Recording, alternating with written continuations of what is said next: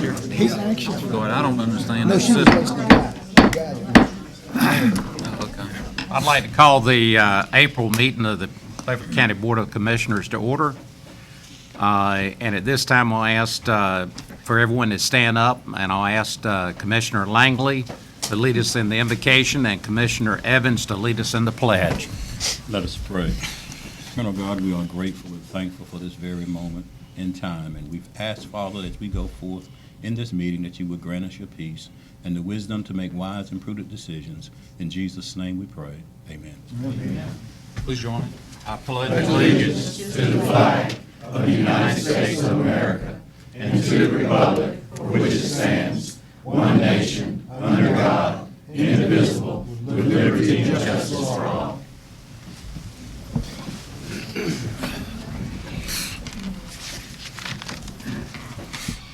At this time, I'll ask that if you have your cell phone with you, please turn it off or turn it to mute. It might be a $50 fine if it goes off. I'll lock you up. Pardon? Oh, that's right. We've got somebody here with handcuffs tonight, so we might have handcuffs. Okay, item number C is conflict of interest disclosure. Any of the commissioners have a disclosure at this point in time? If none, we'll move to item number D, the approval of the agenda. Any comments or a motion to approve the agenda? Motion to approve. Motion's made by Commissioner Langley, second by Commissioner Brin. All those in favor of the motion, raise your right hand. Unanimous. Okay, we're down to our public hearing, and we need a motion to go into the public hearing. So moved. Got a motion by Commissioner Buzzio, Second. second by Commissioner Booth. All those in favor of going into the public hearing, please raise your right hand. Thank you. At this time, I'll ask Brian to bring us his remarks. Thank you, Mr. Chairman, members of the board. As you'll recall, at your last regular meeting on March the 6th, you held a public hearing to receive comments on the proposed public-private partnership with the Committee 100 to build an industry-ready building on lot number 2 in the industrial park. Based on comments that were received at that hearing, there were some adjustments made in the proposal. That proposal now is before you, and this is a public hearing to receive comments on that proposal.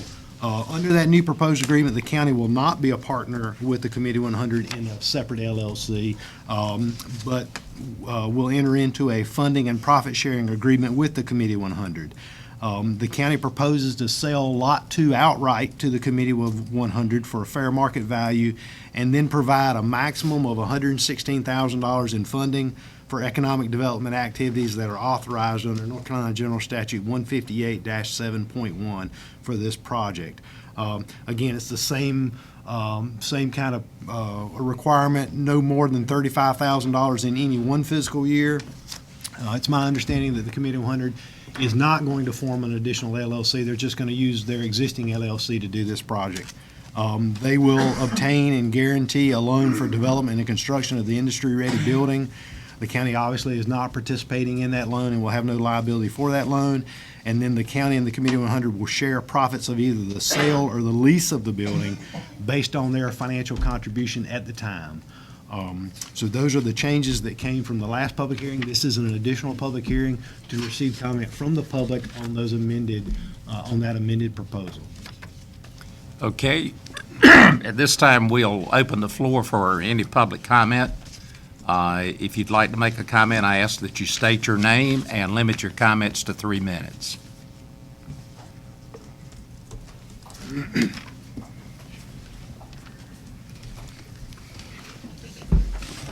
Good evening, Commissioners, Mr. Manager. How are you? Ray Leary, representing the Citizens for Better Government. The Citizens for Better Government commends the staff for revising the proposed public-private partnership agreement with the Committee of 100 to construct a shell building in the industrial park. The elimination of the limited liability corporation in which the county would have been a member is a good thing. However, there are still some issues with this project. North Carolina law requires that the county obtain fair market value, and I think that's been addressed with the revisions that was made this month. And so when you look at NCGS 160A 269, I think that requirement will be fulfilled. Secondly, we understand the law requires that the county contribute or county determine the public use benefit that will benefit to the people of Beaufort County from the sale of this or any county property and the funds appropriated toward this project. If the public benefit is, as the Committee of 100 contends, is economic development, then we believe the law requires that the county document how it determined the value of the public benefit. Failure to do so, we would suggest, may jeopardize this transaction. Thirdly, we believe that a provision should be included in the deed to the Committee of 100 that if the stated public purpose for this transaction is not fulfilled, that the land will be returned to the county. This should, we believe, be a restricted covenant in the deed. In plain language, if the purpose of this sale is to create jobs, then the number of jobs designated to justify public benefit should be created within 3 years of the land return. If the land is sold by the Committee of 100, the buyers should be required to maintain those jobs as an obligation of ownership of the property. Finally, we strongly disagree with the proposed reimbursement of the county's interest in the event of a sale. The proposed proportionate distribution of the proceeds of any sale should be replaced with a provision that the Committee of 100 will, upon the sale of the property, reimburse the county for all investments the county has put into the project. In other words, the Committee of 100 should get all the profits from the taxpayers after the taxpayers have been paid the net of what they invested. The guiding principle should be the Committee of 100 takes all the risk and the benefits from all the profits, if there are any. The taxpayer should have no risk, but should never engage in real estate ventures for profit. Thank you. Anyone else like to make a comment?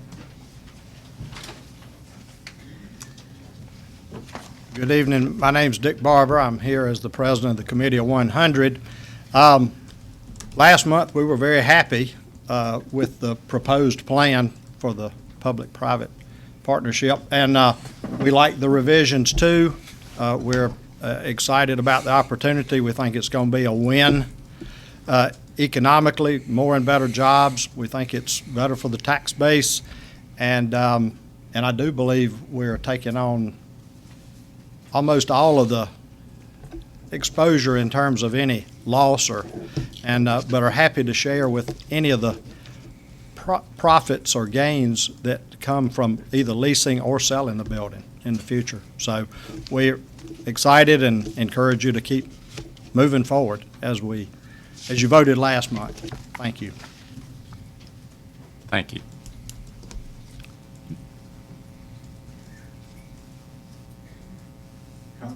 Yes.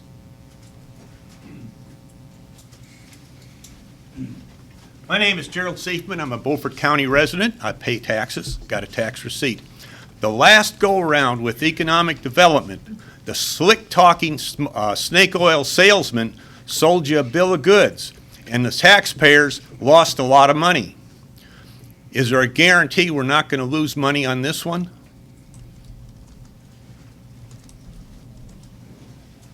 Any other public comment? I see none. Can I have a motion to come out, to close the public hearing? Got a motion by Commissioner Langley? Second.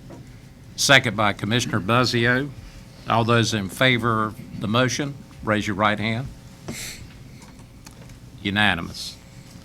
Thank you. Okay, now we're open for public comment, and I think we have one speaker, Mrs. Sally Love.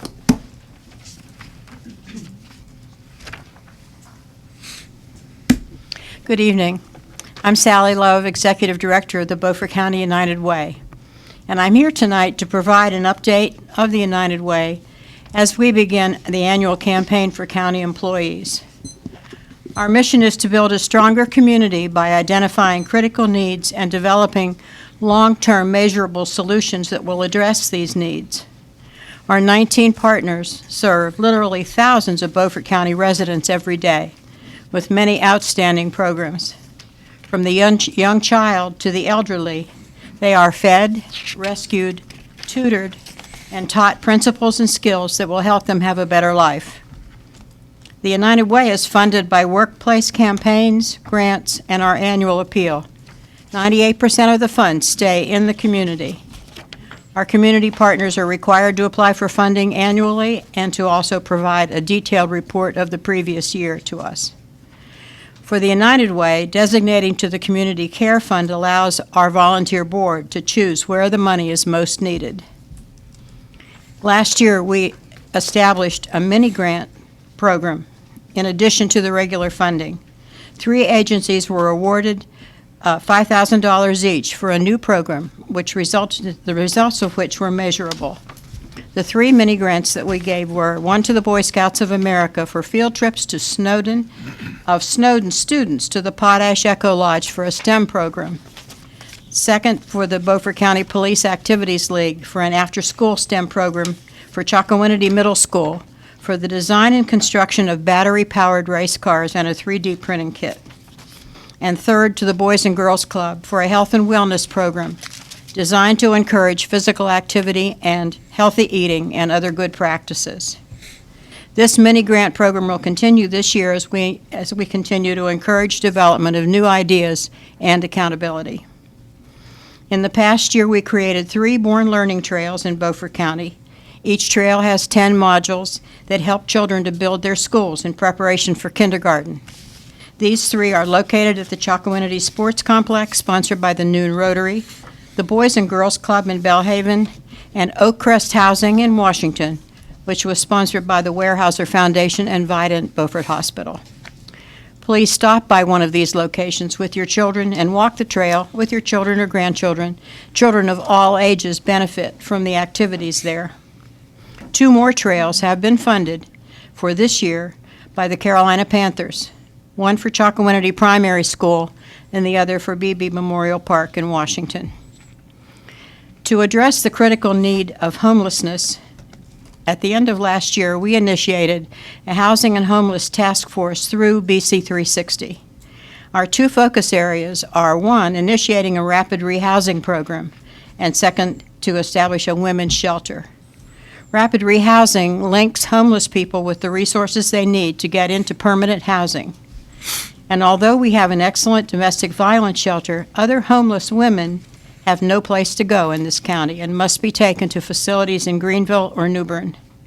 Several local churches are collaborating with local agencies to make this happen.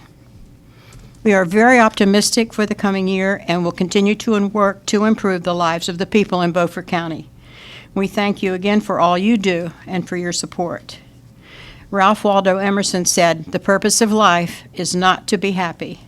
It is to be useful, to be honorable, to be compassionate, and to have it make some difference that you have lived and lived well." Thank you. Thank you very much. We're down to items for consent. Mr. Chairman, Yes, sir. before I pull these 2 items, I think it's a punishment on people when we pull items and they are put to the very tail end of the agenda, which might be 9:30 or 10 o'clock. Most of these items that are pulled only take a few minutes to get the questions answered, and I think that we should hear any items that are pulled at the bottom of the list of the items for consent before we go on and require these people to sit here all night over virtually nothing. With that having been said, the budget, I would like to pull items number 1 and 2 for additional information. Okay, we'll pull items number 1 and 2, and we'll move those in front of the items number 1 under items for decision. Any other? Okay, can I get a motion to approve the other consent?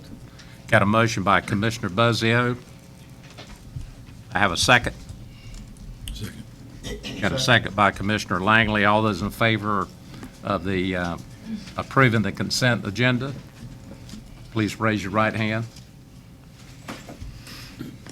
6. Those opposed? 6-1. Okay, we're down to item number H, the introduction of the Emergency Service Director. Brian? Thank you, Mr. Chairman, members of the board. It's my pleasure to introduce to you Mr. Carney Hedgepeth. Mr. Hedgepeth was named the Emergency Services Director on March the 13th of this year. He began today with the county. You have Mr. Hedgepeth's a brief summary of his resume. We are very pleased to have him. He brings a wealth of experience both on the volunteer side as well as the paid side. And we're very pleased to have him. And, introduce you to him. Board of Commissioners, again, my name's Carney Hedgepeth, and I'm glad to be brought on board. First day, official duty in Beaufort County, and I look forward to working with the staff. Got a great staff that is currently in emergency management, EMS, animal control, and the fire marshal's office. So here to serve you and the citizens of Beaufort County, and if there's anything we can do, I know you'll let us know. Thank you very much. Thank you. Delighted to have you on board. Thank you, sir.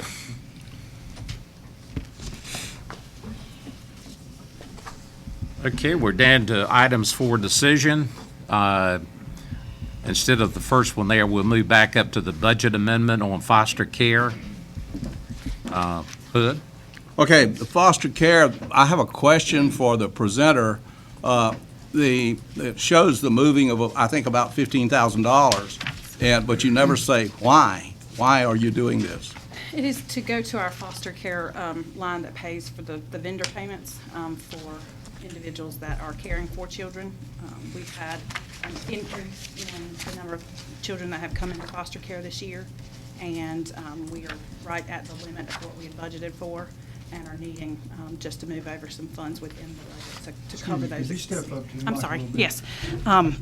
We just need to move those funds over within the budget to cover the costs for vendor payments for foster care. About how many additional people do you have in foster care? We've seen an increase. I'm sorry. She has bronchitis. Come on. Just between 20 to 30 children increase, and we budget based on what the state estimated our numbers would be. And with the drug abuse, it has, number of kids have come into care much higher than what we expected. So you have about how many? 20. 20 more than what you had anticipated. anticipated for And the- the root cause is drug abuse, And serious mental. mental health issues. serious mental health It issues. is. Okay. Normally, our numbers would have around 60. At one point, they were up in the 90s this year. Okay, that satisfies me. Can we get a motion to approve? So move. Okay, got a motion by Commissioner Buzzio and a second by Commissioner Brin. All those in favor of the motion, raise your right hand. That vote's unanimous. Down to surplus vehicles under the Sheriff's Office, Chief Rose. Okay, you're surplusing how many vehicles? 4 or 5? I believe this allotment was 4, and that Okay. would have been the second shot to cover the surplus vehicles from vehicles that were replaced in this year's budget. So these vehicles have already been replaced? Yes. You're not going to be asking for more vehicles because these are being surplused? These, with each vehicle that we get, we have to purchase it, equip it, and then put it on the road before we can go through the process of surplusing the vehicles each year. So we did that. The equipment's been removed. Any markings have been removed from the vehicle. All equipment's been removed from the vehicle, and this is the procedural process that we have to go through to surplus the vehicles, to keep our number of vehicles flat right at 70 right now. Okay, that takes care of my questions. Need a motion, got a motion by Commissioner Buzzio. Second. Second. Second by Commissioner Evans. All those in favor of the motion, raise your right hand. Vote was unanimous. Thank you. I'm still going to stick to the original numbers that we have here so that I don't get mixed up. So, proclamation of Child Abuse Prevention Month and the Week of the Young Child. Lisa? Hey, guys. You know we come every year to talk to you about, this is our time of year that we want to come and talk to you guys about both April 23rd through the 29th as Week of the Young Child, and that's the week that we have the parade. And we have a proclamation because we know it's really important. Y'all are the leaders for the county that you also approve or proclaim that April the 23rd through the 29th is the National Week of the Young Child, where we celebrate the wonders of our children and how important they are to the future of our county, our state, and our nation. So I have brought some friends with me this time, and these happen to be guardian ad litem volunteers, and Dr. Staten is going to read the proclamation. Proclamation for Week of the Young Child.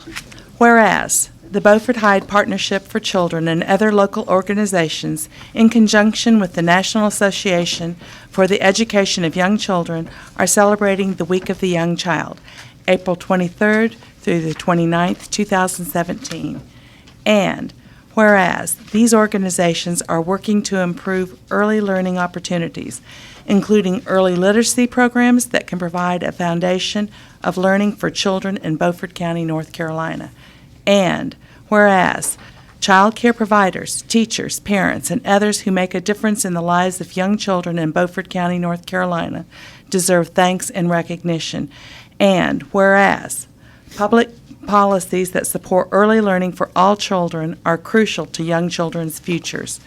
We, the Board of County Commissioners of Beaufort County, North Carolina, do hereby proclaim April 23rd to 29th as the Week of the Young Child in Beaufort County, North Carolina, and encourage all citizens to work to make a good investment in early childhood.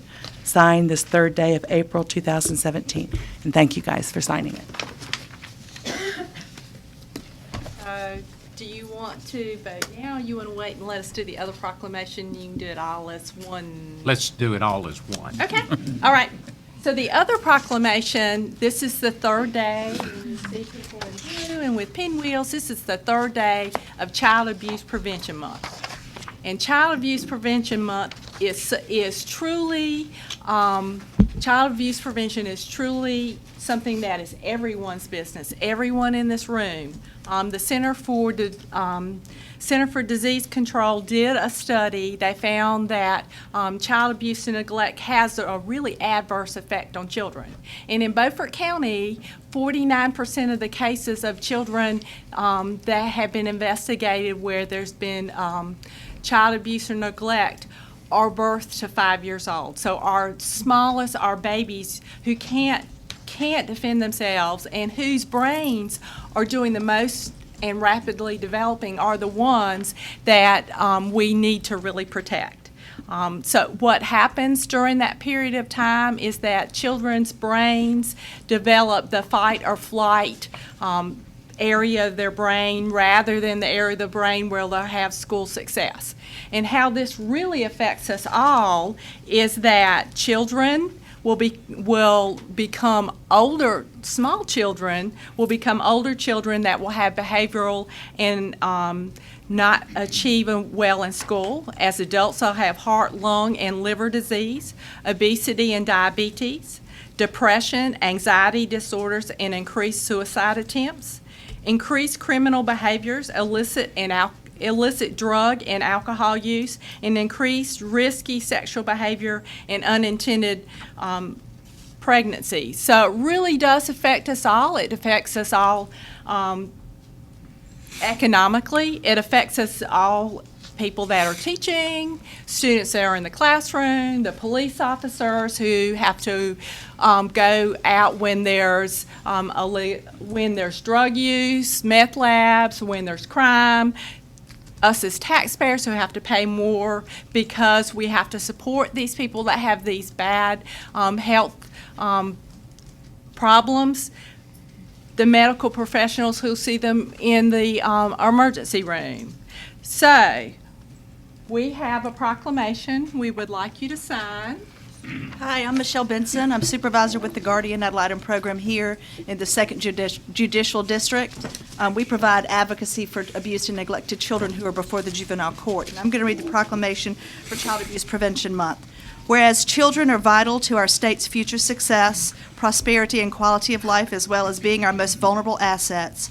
Whereas all children deserve to have the safe, stable, nurturing homes and communities they need to foster their healthy growth and development. Whereas child abuse and neglect is a community responsibility affecting both the current and future quality of life to a community. Whereas communities that provide parents with the social support, knowledge of parenting and child development, and concrete resources they need to cope with stress and nurture their children ensure all children grow to their full potential. Whereas effective child abuse prevention strategies succeed because of partnerships created among citizens, human service agencies, schools, faith communities, healthcare providers, civic organizations, law enforcement agencies, and the business community. Now, therefore, be it resolved that the Beaufort County Board of Commissioners do hereby proclaim April as Child Abuse Prevention Month and call upon all citizens, communities, agencies, faith groups, medical facilities, other elected leaders, and businesses to increase their participation in our efforts to support families, thereby preventing child abuse and strengthening the communities in Beaufort County, adopted this third day of April 2017 in Beaufort County, North Carolina. So I challenge everyone that has a pinwheel in their hand. That is the symbol for child abuse prevention. Go home and plant it in your yard. Stand up for children. Wear your blue. And just know that if you see something happening, that it is your responsibility to call and report it. So thank you, guys. Thank you very much. Thank you for the job you do. Oh, thank you.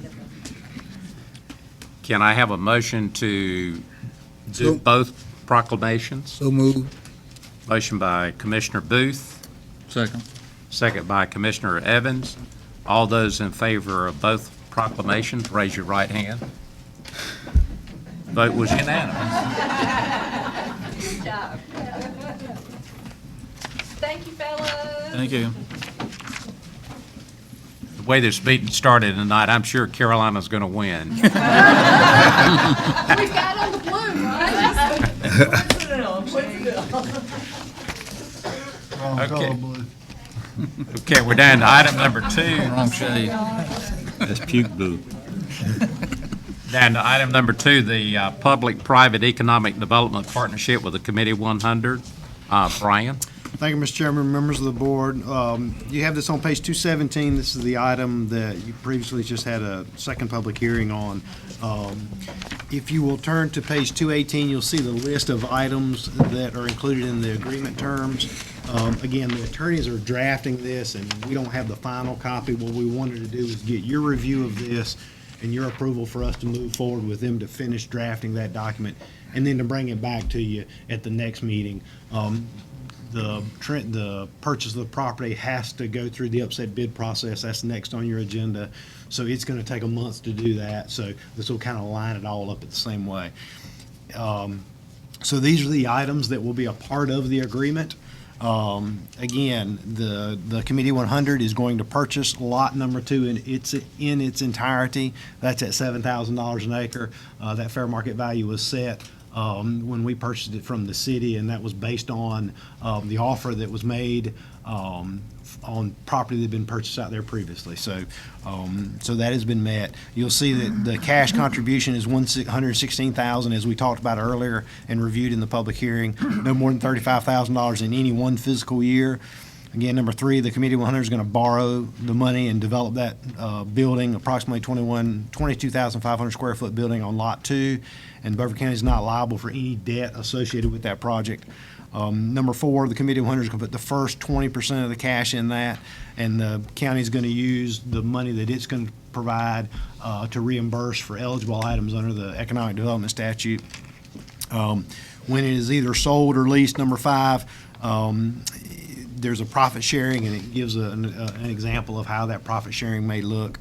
The Committee 100 is going to manage the development, including the maintenance, the construction, the advertising, marketing. They'll essentially manage that project themselves. We won't be managing that project. We will work with them to advertise it and market it under our economic development strategies that we have. They will, number 9, the Committee of 100 will keep detailed cost records of the project and report those records to the county as required under General Statute 158.7.1, which is the economic development statute. And then number 10, the final decision for selling or leasing those premises will be made in accordance with General Statute 158-7.1, which is the economic development statute. So if there are, so essentially, if there is a value that's less than you, if you receive less than fair market value, then you have to show under the economic development statute that you will receive that over a period of time based on jobs or investment in the company or those kind of things, and they line those out in the statute. The agreement will show that we will do that. The Committee of 100 will provide those documents to us, and then the decision on selling it will be based on 158.7.1. So it will be in compliance with the general statutes regarding economic development. So those are the pieces, those are the bullet points that are laid out in it. What we would recommend to you do is to give us authorization to move forward with the attorneys to draft that agreement and bring that final agreement back to you for final approval next month when you bring back the final agreement on selling the property to them. Be happy to answer any questions. Any questions of Brian as it relates to the terms under the funding and profit sharing agreement? If not, I'll entertain a motion So to moved. approve. Got a motion by Commissioner Evans and a second by Commissioner Brin. All those in favor of the motion, raise your right hand. All those opposed? Unanimous. All right, we're down to item number 3, the disposition of real property. And that's you again, Brian. Yes, sir. This is the lot number 2. We have received an offer from the Committee of 100 in the amount of $38,549 for this tract of land. It's 5.507 acres. It's $7,000 an acre. The Committee of 100 is planning to construct an industry-ready building on that site in partnership with the county. The county attorney has received the written offer and the 5% bid deposit from the Committee of 100, and it's our recommendation that you proceed under the negotiated offer and upset bid process, which is allowed by General Statute 168-269 to begin that process. So what that would essentially say is that you're proposing to accept the offer and start the upset bid process. That will run for, it'll be published. If you do that tonight, we will publish it. It will run for 10 days. If there is an upset offer, then it resets. But if there's not, at the end of 10 days, it would be open for you to close that transaction out. So our anticipation is that we would bring that back to you at the next meeting, because obviously the attorneys have to draft up the deed transfer and those kind of things. So we would recommend that you move forward, that you propose to accept this offer and follow the negotiated offer and upset bid process as allowed by NCGS 160A-269. So moved. Got a motion? Second. Got a motion and a second. The motion was made by Commissioner Brin and second by Commissioner Booth. All those in favor of the motion, raise your right hand. Unanimous. Okay, we're down to item number 4, the Aurora Fossil Festival request for funds. Gail? Good evening, Commissioners. My name is Gail Phelps. I would like to thank you for the opportunity to speak to you tonight. I'm here for the Aurora Richland Township Chamber of Commerce requesting some funds to help with our festival and our fireworks. As you know, this is our 24th annual Aurora Fossil Festival. It's a one of a kind. If you haven't been, you need to come one weekend. It's really great. We're requesting $4,200. Hope that you would be willing to do that for us, and we would love to have all of you come down and enjoy our festival and come to our parade that we have at 11 o'clock on Saturday. Thank you. Thank you very much. Any questions of Gail? And I've got some brochures if y'all would like some. I got a question, Mr. Chairman. Yes. Did we donate funds to y'all last year? I don't think so. I can't remember. I don't think so. I know we got a lot of donations, but I don't remember getting one. We didn't. No, Okay. no, sir. Thank you. Thank you. I do have a discussion item related to this. It's very difficult to turn down the request. Well, you can sit down. I'm not going to. It's a discussion for these guys. It's very difficult to turn down Aurora because we've already given money to Bath and the city of Washington for this. If we're going to do this, it needs to be a part of the budget instead of having people to come up at the last minute, or if we're not going to do it, that still needs to be a part of the budget too, if we're going to get out of the thing altogether, because this is sort of chipping away at progress here. You know, you could say, if you had another meeting, you could have, what's Bellhaven's fair share out of this? We need to do something with the budget on this this year and decide how much ahead of time, and then we don't have to go through these special appropriations. Good point. We used up the rest of the tourism budget at the last one. You did, yes, sir. Did you find another area we could get this, or? Oh, actually, Anita says there's 3,000 left in there. So yes, 3,000. we can find. We can find $1,200. You can find 1,200? Yes, sir. You're going to take that out of the commissioner's budget? Yes, sir. Fair enough. I want you to look at my check before you take any money out of it. Okay, we got a motion on the floor by Commissioner Buzzio. Is there a second? Second. Second by Commissioner Langley. All those in favor of the motion, raise your right hand. Vote's unanimous. Okay, we're down to the fire district map approval. Curtis, you're up. We started approximately a year ago trying to upgrade our communication system. In the process to do so, we needed to improve our maps so our communications and just paging now be more effective. So what we've done is we tried to follow property lines where in the past we were splitting properties, going right through the middle of acre properties and stuff like that, and it was hard for to understand some of the location where we're going. So we charged the fire chief's responsibility to draw the map, to adjust them, to not take in a whole lot of property, but to adjust them to the property lines that they already had. So in the effort of doing that, you pretty well see what we have here. And there again, it's following property lines. Occasionally, we looked at some properties that were just outside of insurance district for the fire departments. We tried to bring those in so to get a better rating on the fire insurance, and we were able to do that in some cases. So what we would like to do, we ask for y'all to approve this map so we can move forward on the communication systems. Any questions? Motion to approve. Got a motion to approve the new districts or revised districts, Yes, sir. I guess Yes. is the best way to put that. Is there a second? Second. Got a second by Commissioner Brand. Any discussion? Well, I have one thing. I understand that all the fire chiefs have seen this map and they approve of it. Yes, sir. I think the other comment, you might explain, did I read, are we going from 5 miles to 6 miles? We're in the resolution, the way it's got to be worded, showing it's got a 6-mile district in it, and that's just part of insurance wording. We had to maintain our 6-mile district. We don't want to go back to a 5 because that allows the insurance to be down between the 5 and 6 miles, automatically class 9. We don't want to go back to a 10 in that district. So that's the reason the wording's in the resolution for that. Okay. Yes, sir.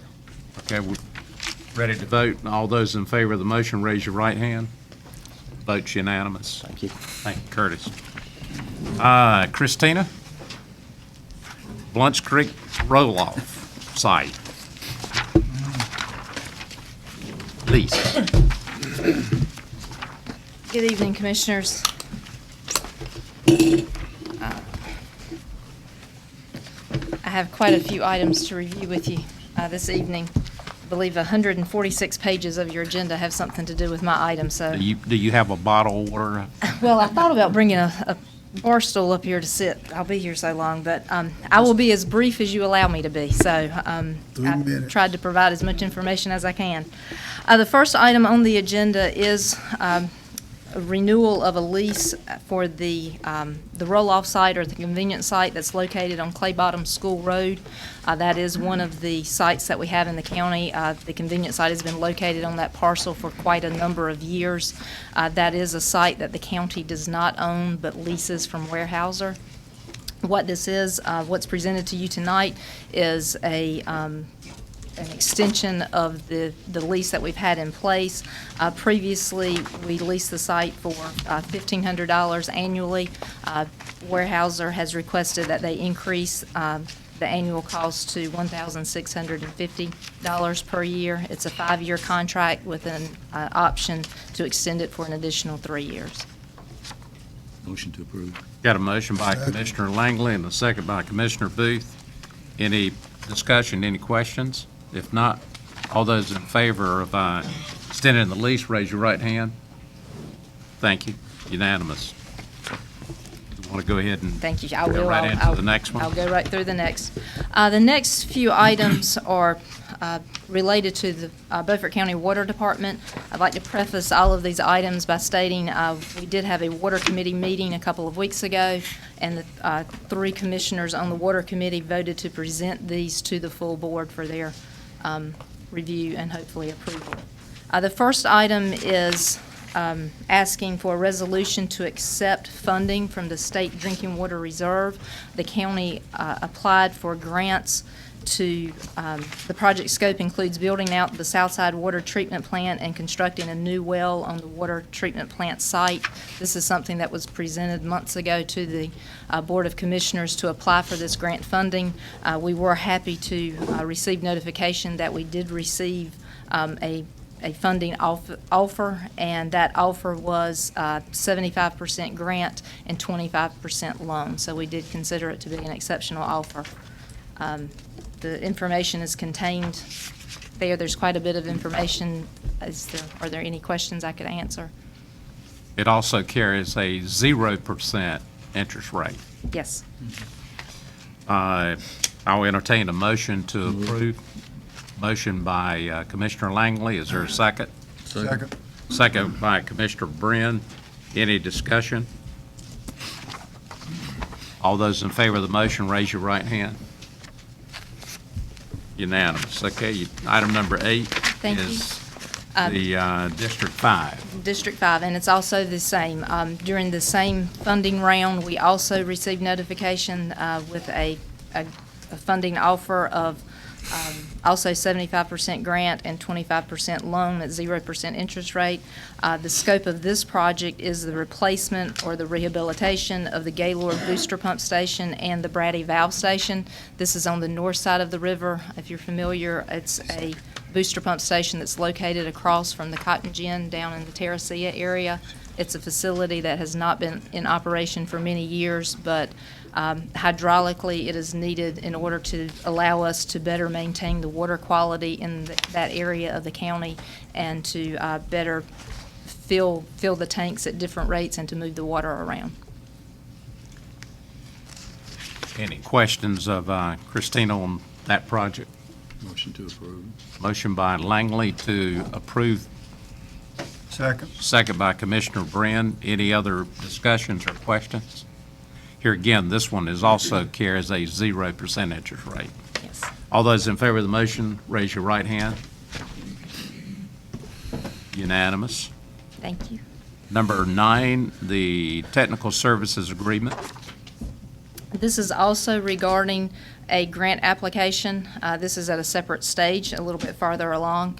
If you will recall in the past, Martin Johnson with Economic Development presented to you a grant application dealing with the Hysucat, which is a boat manufacturing facility that's located in the Bath Industrial Park area. There was insufficient flow on our water line based upon the size of our line, so they applied for grant funding to increase that water line. We received the funding offer. The Board of Commissioners voted to accept that in a previous meeting.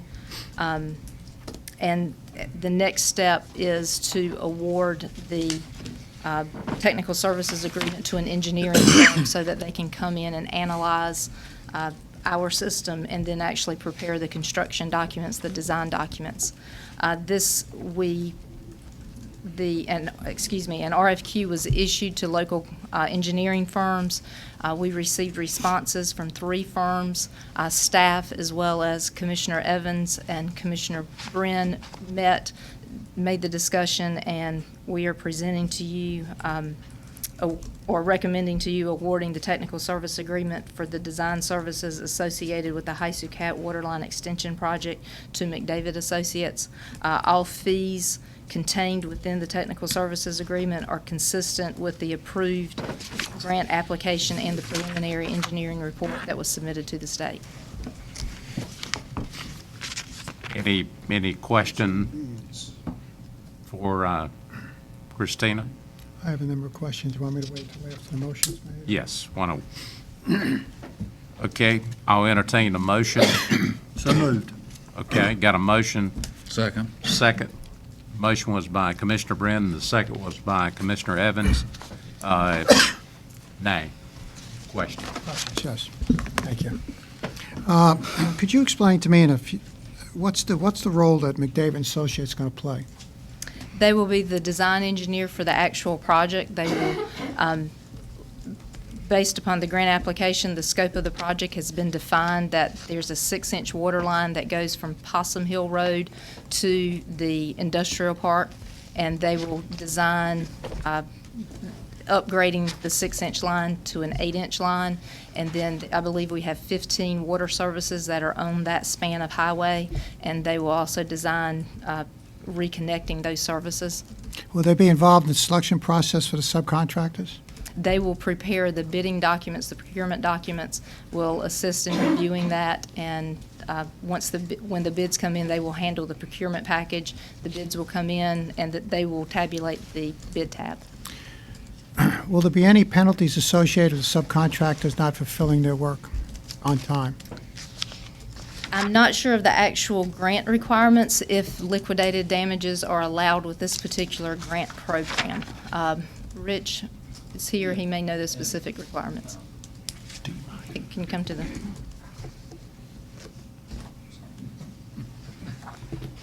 And yes, and what you're going to deal with is, you know, when you go out and you're going to receive bids, you're going to award ultimately, you know, construction to a prime contractor. And that prime contractor will have to meet certain obligations with any subcontractor that he enters into to do a portion of that work. Ultimately, if that subcontractor fails to perform, the punishment or the liquidated damage clauses will be impacted on the primary contractor. And the project cannot be closed out until that primary contractor has lien waivers from all of his subcontractors indicating that they have completed their work and that they have paid all of their vendors to date. So there will be a provision for... So if they don't meet the obligations of their contract and it has to be extended to meet that work, does that also assume we have to extend your contract? That will be up to the board's discretion, if, you know, in determination of what's justifiable. If you have things beyond the contractor's control, like weather-related delays, things that are like that, that's your decision as to whether or not you would like to add days. But if it's other activities, it's just poor performance, you'd have the right to not allow extensions, and then the liquidated damages pay for anything beyond the contract period.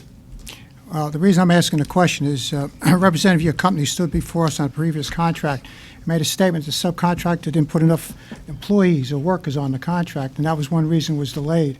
And we end up collecting a penalty from them, but we had to pay you the additional money, so it was like we took it from A and gave it to B. And I want to make sure that doesn't happen again.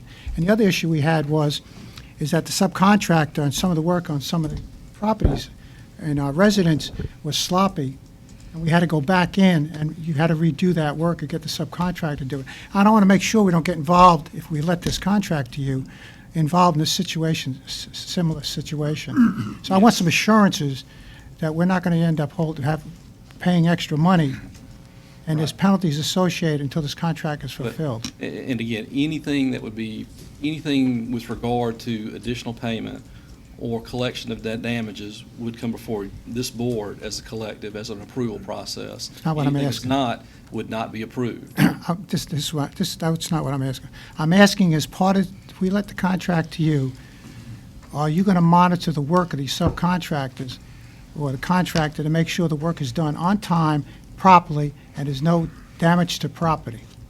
Or if there is, it's repaired? Yeah, they will be required to construct the project in accordance with the design plans that you will ultimately approve. And yes, we will hold them to accountability, and if not, they will have to pay the liquidated damages. Thank you. Ms. Smith, you know what I'm asking. I do. I want some assurances that we're not going to run into the same issues we ran into before. Yes, and I understand Commissioner Brin and Commissioner Evans, we discussed that during the review process, and we believe that this project will be handled differently based upon lessons learned on the previous project. Okay, thank you. Any other questions? Okay. Ready to vote. All those in favor of the motion, raise your right hand. Unanimous. No, it's not. Huh? No, it's not. Oh, I'm Commissioner sorry. Booth. I done Okay, told you about that. all those opposed? Okay, the vote is 5-2. Yeah. Normally look to the left, how about I look to the right?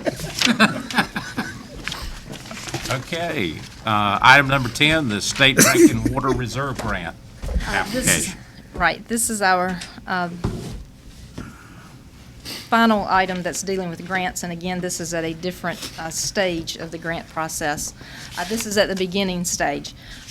What I'm asking for today is authorization to allow us to submit for a state drinking water reserve grant as well. If you recall, in previous months, I've spoken to you about funds that are available through the Department of Emergency Management mitigation funds, through conversations that staff has had with the state, as well as David and Associates. It is thought that this would be a good time to present a project which would convert our facilities from gas chlorine to liquid chlorine. Kind of a general water treatment 101. We currently have 10 Beaufort County Water Department facilities that use gas chlorine to be added to water, which is a disinfectant. Chlorine has been added to water for many, many years as a disinfectant. Gas is historically what has been used. It has a long lifespan, and for the most part, it's actually administering the gas. You can do it to very exact levels, and it's kind of an easier operation for the operators. However, we're all aware of the safety concerns that come with gas chlorine. Throughout the past years, there have been accidents with loss of life and serious injury, and we did have a gas chlorine leak at the Beaufort County Water Department many years ago before I was here, but some of you commissioners may remember that occurring. Based upon that and the knowledge that we have from the Department of Emergency Management in Raleigh, what we would like to ask is that we be able to apply for grant funds to see if it is possible to obtain some state funding to convert our 10 facilities that currently use gas disinfection to liquid disinfection. We believe it would be from a safety standpoint, it would be good for the Beaufort County employees, also for first responders, also for neighbors that live adjacent to the sites. Again, this is just a request to authorize McDavid Associates, who from previous conversations has been very successful at obtaining grant funds, allowing them to complete the application to see if we might be able to get some grant funding. Any questions of Christina? Is anybody else out there can go after this money?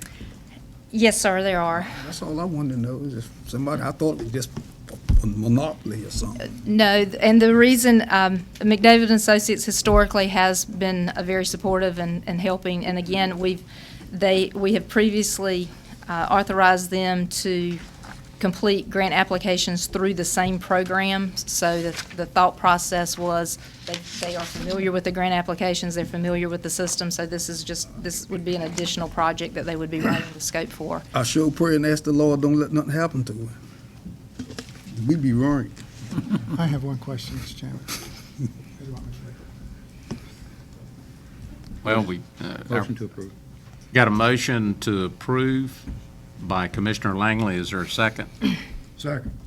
second by Commissioner Brent. Now we get back into the discussion. I have a question. Yes, sir. Christina, Ms. Smith, I'm sorry. In your previous one we were discussing earlier, one of the criteria for selecting them was their knowledge of the system. Yes. When you come back before us with this, is that going to be criteria also, one of the criteria? Goes along with what Mr. Commissioner Booth is asking. Each time an RFQ or an RFP is issued, that is considered a criteria, yes. And But I think there will be an item, a couple of items in, I think, that may relieve some of your concerns. And the criteria you're using in the qualification selection was developed by the county? That depends. It depends on which grant you are referring to. The HISUCAT was funded through a different funding agency, and that grant was actually written, and it has its own selection criteria. So it depends. There are many different pools of money, and they each have very specific requirements, or they may have different requirements. Thank you. Mr. Chairman, Yes. it's my understanding that McDavid is at risk on this project, so that if it is not funded, there's not a cost to the county. So they are at risk on this. Any other questions, comments? If not, all those in favor, raise your right hand. All those opposed? 5-2.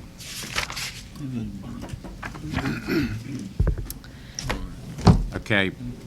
Item number 11 is the contract for professional maintenance and asset management for the water vessels, or I'm assuming water tanks is. It is water vessels. This contract includes maintenance of our 12 elevated storage tanks that we have located throughout the county, as well as 6 concrete ground storage tanks. If you're familiar with our facilities on the south side of the river, we have 2 water treatment plants, the Southside Water Treatment Plant as well as the Edwards Water Treatment Plant, and both of those treatment plants have concrete storage tanks, clear well or raw water reservoir, a sludge holding tank that hold water through different phases of our process of water treatment. This is an item that has been discussed previously at different retreats and in different conversations with Water Committee, as well as different conversations that I've had with many of you.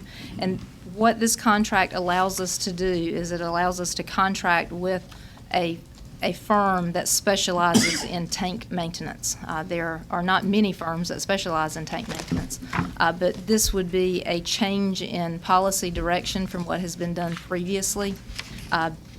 What this contract does, if you were able to read through the documentation, we now have a schedule of the maintenance that would occur to all of our tanks for the next 10 years.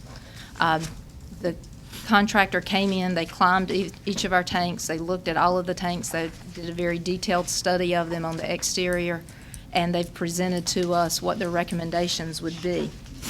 As you'll see here, what the initial maintenance schedule that is included in this contract is that for the elevated tanks, the interior would be washed out every 2 years, the exterior would be repainted every 8 years, and the interior would be painted every 15 years.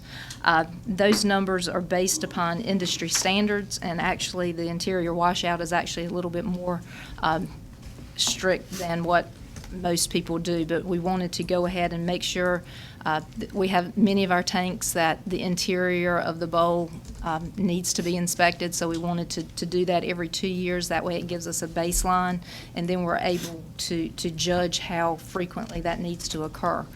The washout of the interior of tanks is based on your water chemistry.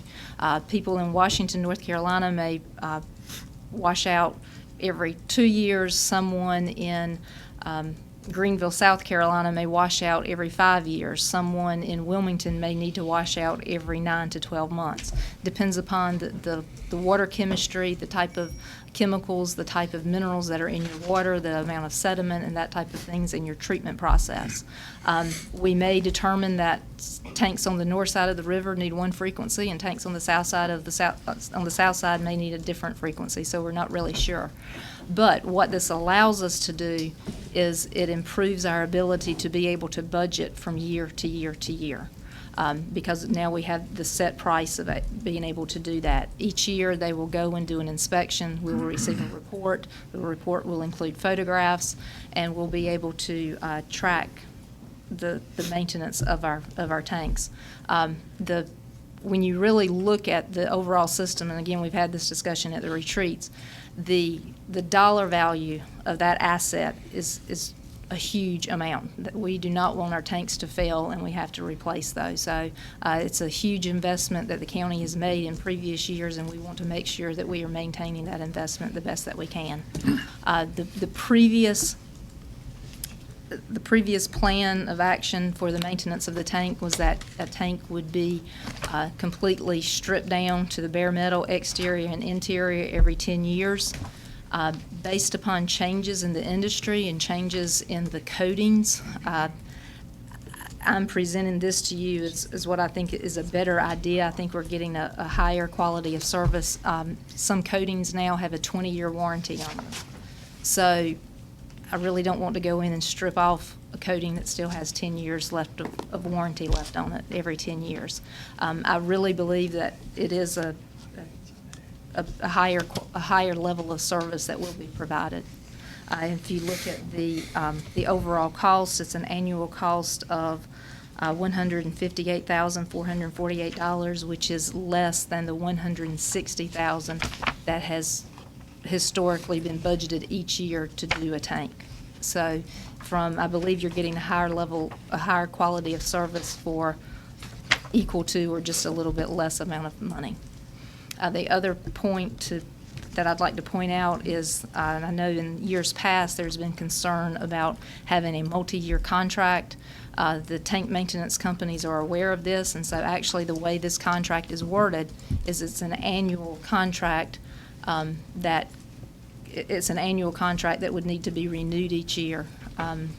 There is a stipulation in there because they will need to do quite a bit of work in the first year, that there would be payback for that specific work which would be given to us. But after that point, the county, if we decide in 3 years that this isn't working for us and we want to look at something different, we would be able to cancel the contract, and we are not tied into a 10 or a 15-year contract, which is how things were done in previous years. Kristen? Yes, sir. Mr. Chairman? Yes, sir. Would you expand a little bit on emergency treatments that they offer for us? I don't know that I have that here, but if it's an emergency repair, they will be here within 24 hours. If it's a non-emergency repair, they have a little bit more time, but it is a local company. They're based out of Roanoke Rapids, and so their crews are local. They do quite a bit of work in eastern North Carolina. When the Water Committee looked at the proposals, they did have references, but they are very responsive. The other couple of other things that are benefits to going with this tank maintenance contract is there's a professional engineer on staff. So if we were to have a cellular company that would come to the county and ask to put antennas on our tanks, which they lease the space from us, so it would be a revenue generating thing for us. The company, the tank maintenance contractor, would be the one reviewing the proposals, any structural attachments. They would be giving the recommendation to us. They would be inspecting to make sure that the cellular companies attach to our tank as they should attach to our tank. One other benefit is, again, the engineering people that they have on staff, and actually one of their engineers was a retiree from the North Carolina Division of Environmental Quality, DEQ is their new name. He retired from that division, so he has vast knowledge of water system and the rules and regulations that we must follow. So it would be a great support to have his knowledge as well. Can I got a motion by Commissioner Buzzio, is there a second? Second. Second by Commissioner Langley. Any other comments? I got a question. Yes, sir. Does this contract, how does he determine which tower that's going to be painted? You know, we was allocating $150,000 a year to paint towers, tanks. Does this contract, who gives him the authority to say which tank be painted first? Do we still have that?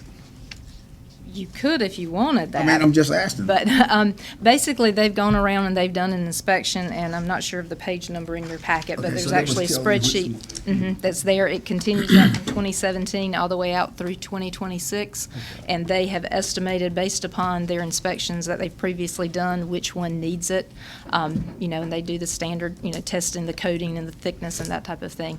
Of course, again, this is what they are anticipating based on their knowledge at this time. If we were to have something to occur in the future and we had a tank that suddenly the paint started popping off of it, then we could move that up in the schedule of when it needed to be repainted, or if there was some type of weather event or something along those lines. Or, please, if there were any type of water quality issue in a certain area or something, we could shuffle things around and address what needs to be addressed. Anyone else? Okay. All those in favor of the motion, raise your right hand. Unanimous. Item number 12 is the contract for the advanced metering feasibility study. Commissioners, this is also something that has been discussed for many months, probably many years. As you all remember or are aware, we are a direct read water system, which means each and every month we have meter readers that drive to the location, get out of their pickup truck, walk across ditches, driveways to a metering box, pick up a cast iron lid, look down at a meter, look at the numbers, record the numbers, enter it in a handheld, and then go to the next meter and repeat that over and over. There are new technologies that are available and that would modernize the way that we're able to gather information on our system. It would give us, some systems give us hourly rates, some systems give us almost instantaneous rates. The customer service would be greatly improved by more modern metering systems. Depending upon which system is selected, you get different benefits. What I'm requesting tonight is that we award a contract to MeterSys Incorporated to provide us with an advanced metering feasibility study. Within your documents, you will see an RFQ that was prepared, that was sent out again to local engineering firms, asking for their expertise on this matter. What we are asking for is a feasibility study. Obviously, revenues, expenses, the overall health of the 7 districts is very important to us. So we do not want to enter into any type of project without being confident that the districts can support it and looking at different matters such as that. So what we are requesting is to award the contract to MeterSys, which again is a firm that staff and commissioners looked at the proposals and did an evaluation of the respondents, and this was the firm that was selected. The advanced metering feasibility study, the engineering firm would look at our current systems, look at our billing cycles, look at the geographic area, look at our location of our meters, look at any labor costs, any equipment costs, any recurring costs, and provide us with a study of what those costs would be and then what any potential changes would be. They would then prepare a report and prepare a presentation, and that would be presented back to the full board. So this is not asking to move forward with implementing a meter replacement project. It's just asking to contract with the firm to prepare to do an analysis so that it can be presented to you for any future decisions.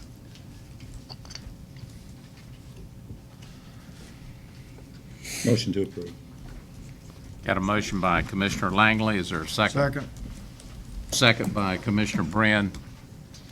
And, Mr. Chairman, in your book, you have a revised budget ordinance for this project, as well as a revised budget amendment for it. Actually, hand out. That's the very first one. It's the second one. Second one, okay. And that was simply to bring it all into one fiscal year. in order for us to be able to sign the contract, all the funds have to be appropriated in the same fiscal year. We can't cross the fiscal year without having it. Any other comments or questions? Well, I have one question. The final product of this is going to be based on return on investment. They're going to give us comparable returns on investment so that we're really supposed to make money out of this when it's over with. I don't know about making money, but I'm hoping to provide a higher level service at equal to the same. I'm money. looking at making money. I I'm would not love- looking at just spending money. I would love to make money. Because and- the guy that's getting his water bill doesn't care whether a genius read the meter or somebody else read the meter. Yes, it does. But he does, and when I say improved level of service, just to give an example of something that potentially could happen with some of the systems that are available, which is that each morning when the customer service rep walks into the office and they log onto their computer, they could get a flash on their screen that says 412 Maple Street has a large amount of water that's been used in the past 24 hours that is way above their norm. And then that customer service rep could pick up the phone and call that customer and say, we have notification that there may be a water leak at your house. Please check your pipes. And if they are able to do that, it could save that customer from having a water leak for 20 days until they get their bill, and then we have an adjustment and there's a huge water bill. So I'm hoping to be able, it's the improved customer service is what I'm really looking for. Well, I'm going to vote for this, but I'm not looking for improved customer services because the bill goes out, customer pays the bill. At the end of the day, it doesn't make any difference. If we can't save some money, get a return on this investment, we shouldn't be doing it. So There's a cost saving. I'm going to vote for it. I hope so, but I'm not going to stand here and promise. It should. 10 years ago, people would stand here and say that there absolutely will be a huge cost savings, and it's going to be, but in actuality, because some of these other systems, the cost saving has not been as large as what people anticipate. But also remember that we have meters in the ground that are reaching the end of their useful age, so we have to replace those meters anyway. So I'd much rather replace that meter with something that has a higher level of customer service than replace it with something that doesn't. But we're going to see alternatives and the Yes. return on investment Yes. for this Yes. alternative and that alternative and another alternative. Yes. So, okay. And that's the feasibility study, so that it will present right. different options. Any other comments, questions? If not, all those in favor of moving ahead with the feasibility study, raise your right hand. The vote's unanimous. We're a little bit ahead of schedule. We're going to go ahead and take a break, and we'll come back in at 7 o'clock, and that'll give you a chance to break. Thank you.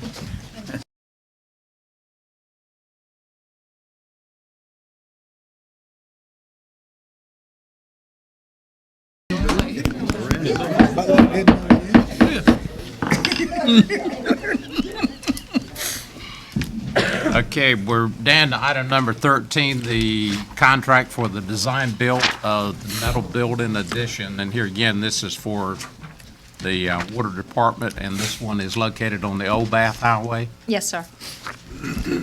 A little history on this particular item.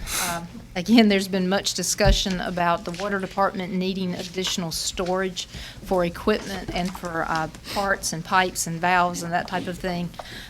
For those of you that have been here, you've heard this discussed at previous budget retreats and even in different budgets from previous years.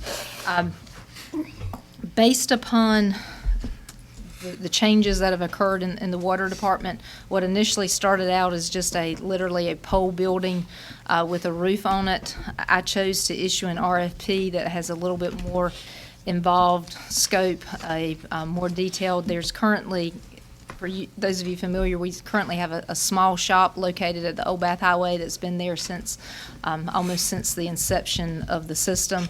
It has a small office in the front area, and then it has a one bay located back behind that, which is, again, why we do not have a lot of storage for our pipes and our valves and our gaskets or even for our equipment.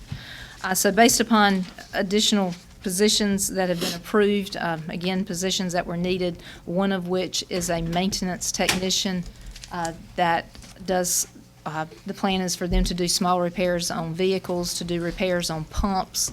And one of the limitations we have is we have a maintenance person, but we do not have a maintenance shop. We do not have a place for this person to actually do the repair work. Again, the purpose of this position was to have cost savings so that instead of bringing in contractors, the maintenance person would be able to do small repairs for less cost. But again, that person needs a shop in order to work, in order to store his tools and that type of thing.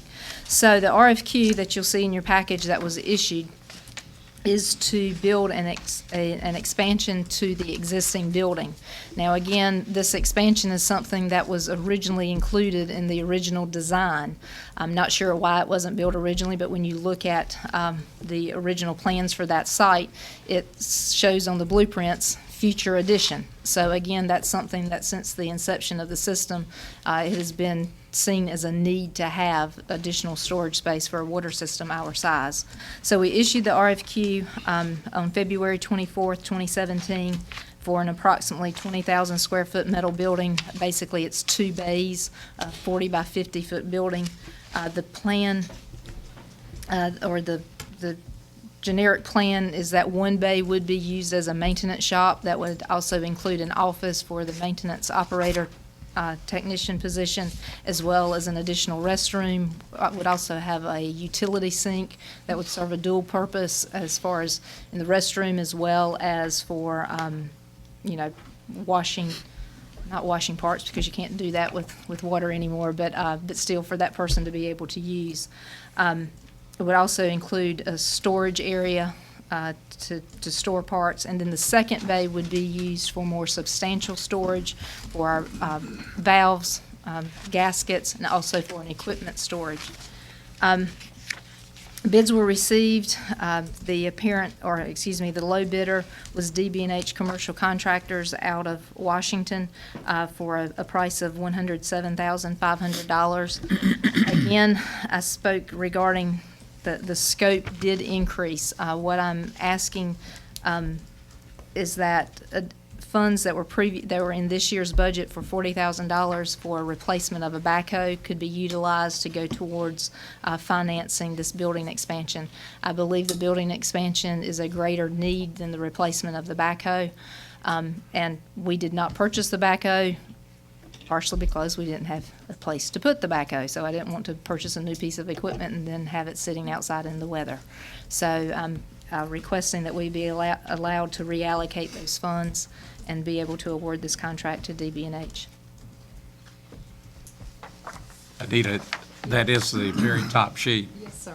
of the handout that each one of you got as related to the transfer to the water project that Christina just recommended. I'll entertain a motion to approve. So moved. Got a motion by Commissioner Booth and a second by Commissioner Brand. Any discussion, questions? All those in favor of the contract, raise your right hand. Vote's unanimous. Okay. Don't help but one back. There's no room for change orders. Item number 14 is the renovation of the Future Financial Services Center update. Commissioners, just reviewing, sorry, I have to shift modes from water department to building maintenance here.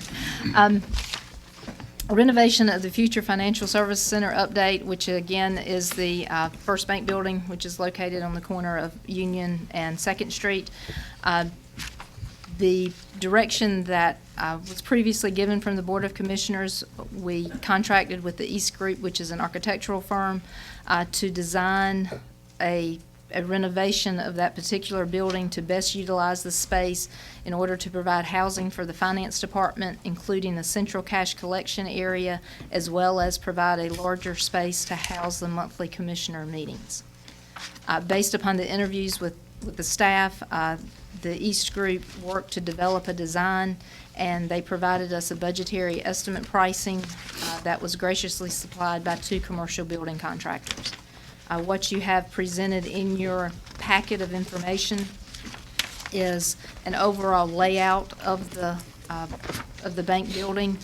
I'm not sure how much, it's the bank area would include reworking the old teller area. The restrooms in the bank area would be reworked in order to bring them up to ADA compliance. The large meeting room would be reworked in order to provide additional seating for the commissioners' meeting. And 2 restrooms would also be provided in that area so that after evenings, the public would have access to restrooms. And then, some other small minor interior changes. This next sheet shows the exterior elevations. Generally speaking, the ceramic tile that's currently located on the building would be popped off. The storefront would be reworked in the area that leads into the commissioner's room. There's currently a single door, so that would be changed to a double door, and the building would be painted. And then the third item shows the pricing from the 2 commercial contractors.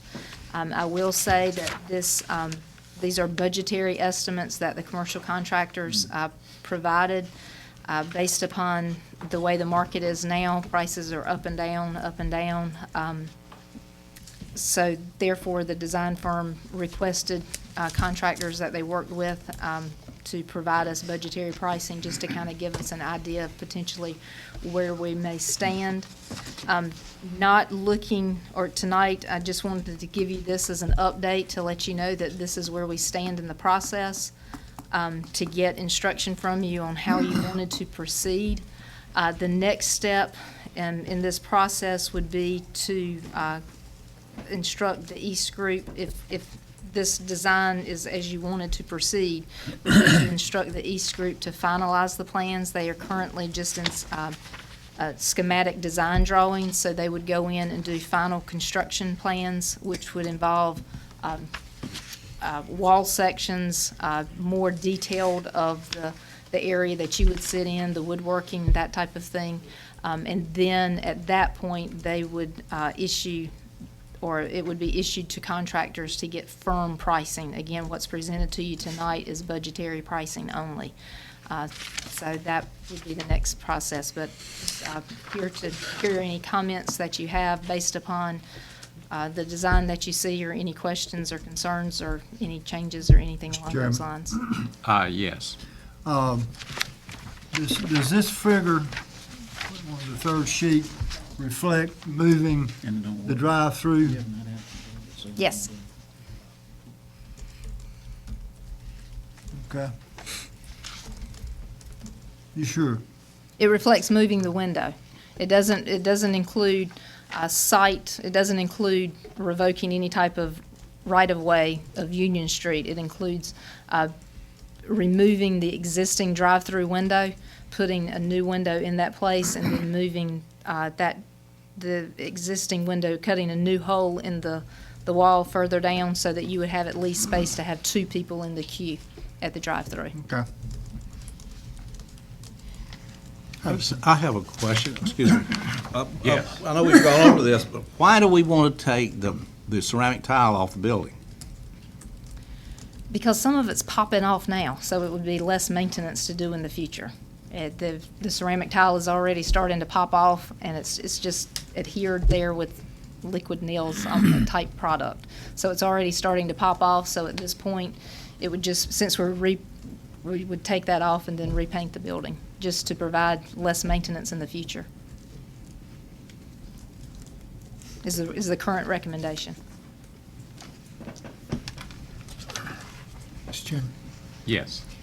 Mr. Smith, I have a question. Are these existing offices, or we building new offices?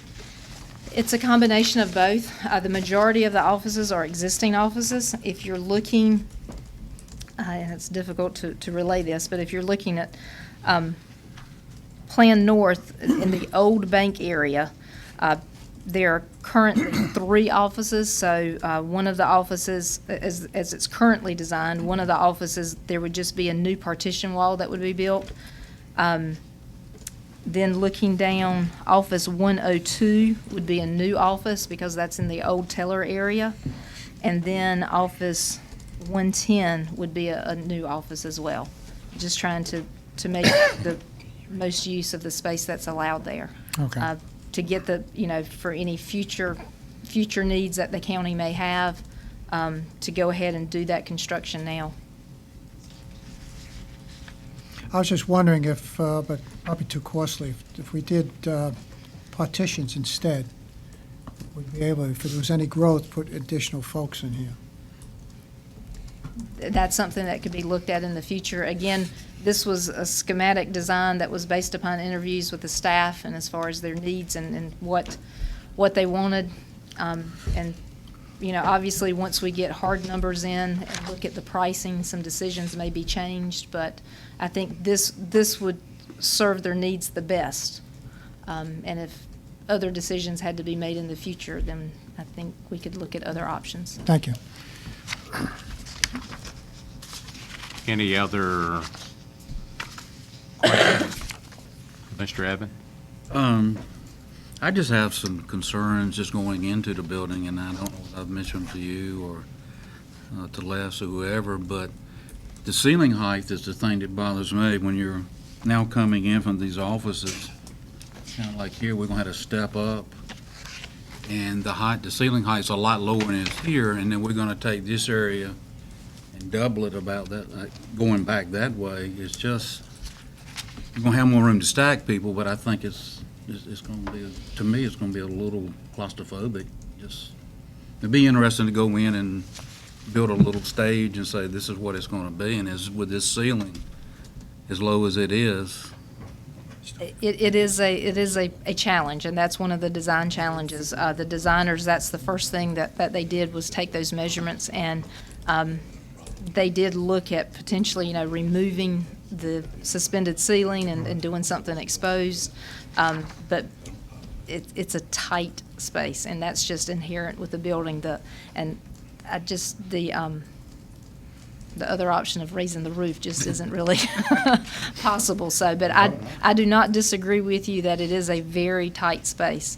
But given direction to design that as a commissioner's room, we are working with the confines that we have of the building.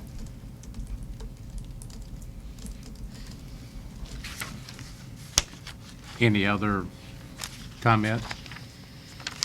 Do I have a motion that we continue to proceed? So moved.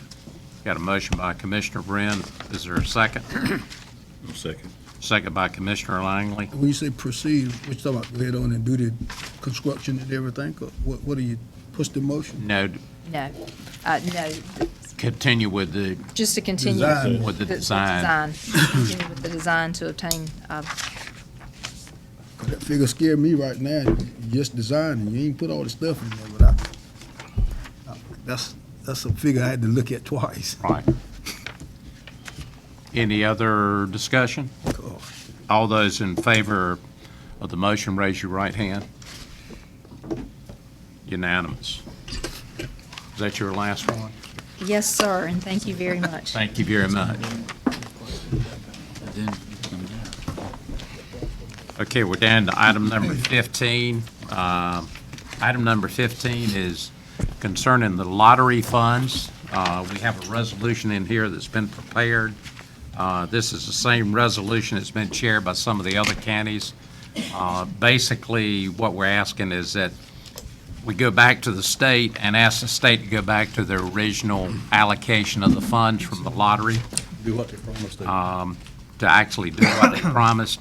There is a schedule in here that shows the total for each one of the counties. For Beaufort County, our allocation is $481,000 under the old, under the original percentage, it was 40%, and that would be a little over $1 million. So to Beaufort County, it's a cut of $519,000. As you well know, the original had 50% of the lottery going for prizes, and the rest of it was for expenses, education, and also the commission for the retailers. And based on some of the numbers that's been presented to us, they've had an extremely good year, and we were hoping that the state would allocate another $100 million to the school systems, but that didn't happen. So I would move that we approve this resolution. So is there a second? We got a second by Commissioner Buzzio. Any questions concerning the resolution? All those in favor, raise your right hand. Unanimous. Thank you, gentlemen. We're down to item number 16, request for school board reports. Commissioner Richardson. Yeah, this item was removed from the agenda last month.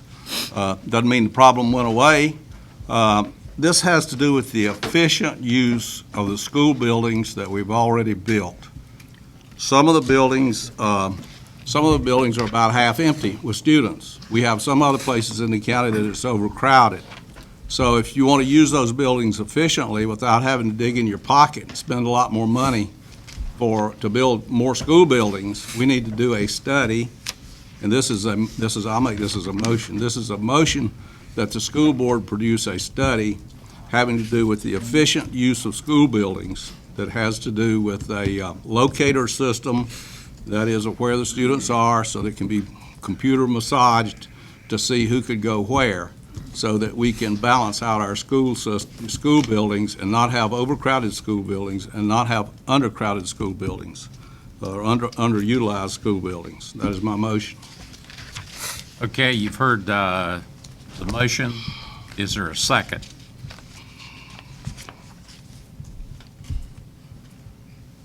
I hear none, so motion dies. Down to item number 17, health, dental, and mental care protocol. Commissioner Richardson. The proposal, and the commissioners have approved it in the budget, is for the health department to take over the care and the feeding we do, but the care of inmates in the jail system. To date, this has just really been a glowing idea. The commissioner sitting right up here today can't tell you what we're going to do. It was talked about additional mental health services, was talked about additional dental services, was talked about additional medical services. The state law requires that the county provide emergency services to inmates who are in our care. They do not require that we provide mental health services, additional medical services, or dental services. And I'll make this in the form of a motion that the county health department not be allowed to proceed with taking over the care of prisoners in the jail until protocols have been approved by the commissioners, so the Board of Commissioners know what they are actually approving. Yes. Can I speak to that just a second? Sure. I've had a conversation with the health director about that, and I think what you're asking for, I hope, is a scope of practice instead of actual protocols. The medical director who would be employed would actually do the medical protocols, which would be the medical liability piece. You wouldn't want to step into a role of where you are approving medical documents. They would do that. I think what you're asking for is a scope of work to say, these are the things we will allow and these are the things we will not allow. And I think Jim's prepared to put that in an agreement, because there's an MOU that will be between the health department and the jail about what they will provide, and it will follow, as I understand, the state requirements of what they have to provide for prisoners. Well, yeah, I understand what you're saying, but the state requirements say that you will screen for a venereal disease, tuberculosis, and that you will provide emergency services. That's fairly low compared to what has been talked about. So if you want to call it scope of service, I don't have a problem with call it anything you want to. But what services are we actually going to provide? When are we going to start filling teeth? When are we going to start taking on a prisoner and giving him medications that have to be given after he leaves the jail? Who's going to pay for that? What is going to happen to these people? Because you can take on a lot of these responsibilities and you can make more problems than what you solve with this situation. State law is very clear. It's all in one paragraph. It's about that high. And it says provide emergency services, provide venereal disease screening, and provide tuberculosis screening. That's all we're required to provide. If we're going to provide other things, as a commissioner, I want to know what they're going to be. and how much they're going to cost. Is there a second to the motion? Okay. I second that motion. I think we ought to know what services you're going to provide. And once we know that, then everybody will be happy. Okay, we got a second. Nay, I'm going to let Jim, you want to comment? Yes, thank you for the opportunity. And I've talked to Commissioner Richardson about this because he sits on the Board of Health meetings as well. So I'm trying to assess what he is asking for in here, and I think it's a fair request to ask for this. I was getting get confused about protocol because, like the county manager was saying, the protocol is the provider. The provider is setting out established medical protocols for different conditions. Like if somebody has a stomach ache, then they're going to do this, or we're going to go do this. Like can they get a Tylenol for a headache and those kind of protocols. And so I don't think that would be something that y'all would want to get into because, once you've approved it, now you're identified as approving this protocol. But I don't really think that's what he wanted either. I think it is basically the scope of services. So I'm trying to comply with that wish on this particular issue. But according to the general statutes that I was looking at, we're required to provide for the health and welfare of the prisoners, and it doesn't define what health and wellness is. So that has to be a good medical decision on health and welfare. It also says it will provide medical supervision of the prisoners and emergency medical care for them. Now, the health department is not going to do emergency medical care, but what we will do is refer them to emergency medical care. And then it also looks for the detection, examination, and treatment of prisoners who are infected with tuberculosis and venereal diseases. So, and then lastly, it talks about Medicaid reimbursement. And so I did look that up, and that's really only if they're in the state system, not if they're in the county jail. So trying to comply with that and with what Commissioner Richardson has asked for me as a Board of Health as well as a commissioner, I put together a scope of services that I can give you. And that will kind of define what it is that we're talking about bringing. So one of the first ones is a health screening of inmates within 72 hours of admission to the detention center. And that's to protect the health of the prisoner and to also hopefully save some money in the county. Because if we can go in there and do an assessment within 3 days of their confinement, we'll be able to determine if they have a communicable disease and therefore treat it so that it doesn't spread into the jail or when they get out. Also, if they have a chronic disease like diabetes or high blood pressure, we'll be able to provide care to make sure that they don't have any events happen while they're in the detention center. And then hopefully a cost savings a bit here will be that we won't have to send them to the emergency room because they weren't evaluated. We'll also provide routine medical care for inmates. And routine are things like doing finger sticks if they're diabetic, determining what their blood sugar levels are. Maybe if they complain of having a fever, we give them, check their temperature. Those are routine medical care. Sick call to evaluate health complaints. So if they say I have a stomach problem, a stomach issue, we'll look at them and say, okay, your stomach issue is indigestion, or whether maybe their appendix is going bad and needs to go to the emergency room. We'll also manage chronic illness and known communicable disease. Again, we're trying to work with the jail to provide that service so that they don't get sent to the emergency room all the time for conditions that haven't been treated. So we're just trying to keep them from getting so severely injured or sick or with a communicable disease where they could spread it within the jail. And then we'll also dispense prescription medicines, non-prescription medicines to the inmates. We refer for emergency medical problems. If they have dental care issues, they'll be referred to.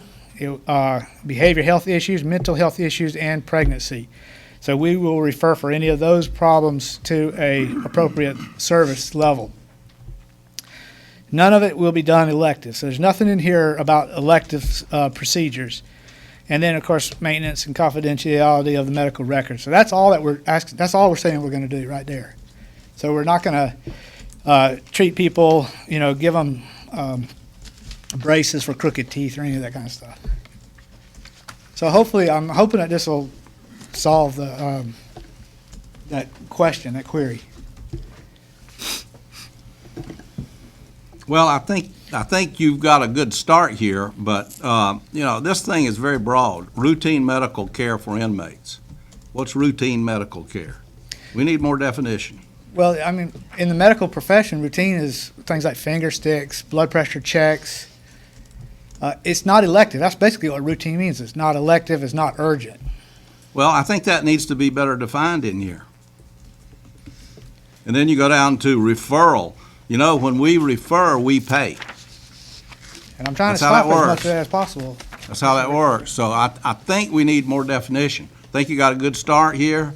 I'd like to see you come back with some more definition. Okay.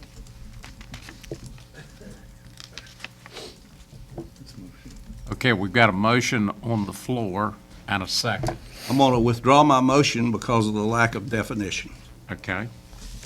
You agreeable to that? Yes, sir. Okay. Thank you very much. The motion's been removed.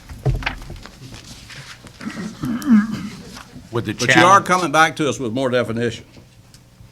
I guess I'll talk. I'm not sure what more definition, but I will try. These are pretty broad categories. I think they're defined. I'll just use But just tell us the same thing. Okay, get back to the agenda here. We're down to item number 18. This is the Beaufort County Hospital Authority Board request for reports. Commissioner Richardson. Okay, this is a request that, Mr. Buzzio, Commissioner Buzzio is chairman of that board.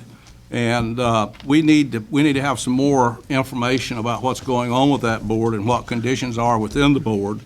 And I'll read what my requests are. If we need to have this as a motion, it can be as a motion, which would go to that board. I think two of you guys, Jerry serves on that board, Frankie serves on that board, and Commissioner Buzzio is chairman. We need a report on outstanding and unresolved liabilities of the county, Beaufort County Hospital Retirement Program. How much has been paid to date? What is the estimated outstanding liability? And have all participants been identified and located? Continue. Okay. There's not much point in continuing unless we see where this is going to go. Are we going to be able to, is this board going to be able to obtain that information? I'm going to let Commissioner Buzzio respond. Mr. Chairman, I'll take these questions back to the committee, to the board, Hospital Authority Board, for discussion and appropriate action. Well, what's important about this is the Hospital Authority Board intends to dissolve itself, take your $4 million or $4.5 million or whatever's there and give it to the county to waste on some other programs. The advantage to Beaufort County is having that Hospital Authority Board there with the trust fund that they have as a counter to Vidant. Vidant is reducing payrolls at this hospital.